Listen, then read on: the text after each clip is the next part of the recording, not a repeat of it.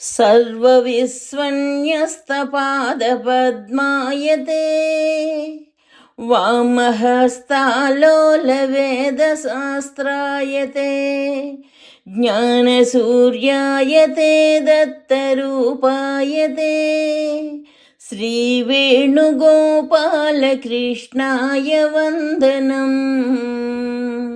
श्रीवेणुगोपालकृष्णाय वन्दनम्। श्रीवेणुगोपालकृष्णाय वन्दनम्। శ్రీదత్తవేదము అక్షర ప్రసాదము మనస్సు 7-8-93 ఉదయం 5 గంటల సమయం. శ్రీదత్త భగవానులు శ్రీదత్త భక్తులకు మనస్సును గురించి ఇలా వివరించారు.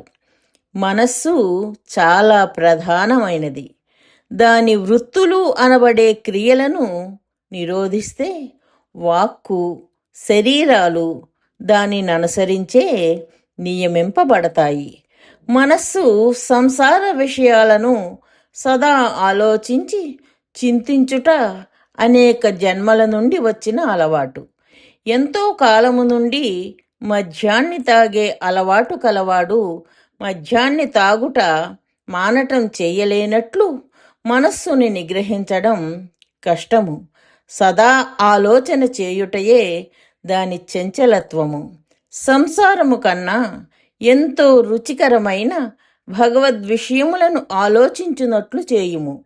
మద్యమును తాగువాడు అమృతము తాగే అలవాటు పడినచో మద్యమును విసర్జించునే కాని అమృతము లేకుండా మద్యపానము మానలేదు. త్రాగుటయను క్రియ మానలేడు, కాన త్రాగవలసిందే. అట్లే మనసు చింతించు క్రియను మానలేదు.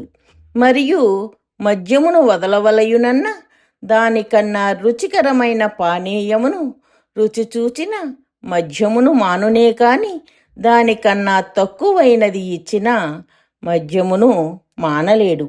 అట్లు సంసార విషయములను త్యజించవలయునన్నచో అంతకన్నా రుచికరములైన భగవద్విషయములను మనస్సుకు పట్టించవలయును. మనస్సు ఇంద్రియముల ద్వారా సదా స్పందించుచున్నది, కాన దర్శనము, శ్రవణము, పలుకుట మొదలగు ఇంద్రియ క్రియలు సదా భగవత్పరములుగా చేయుము. ఇంద్రియములు పనిచేయునప్పుడు భగవచ్చింత చేయుము.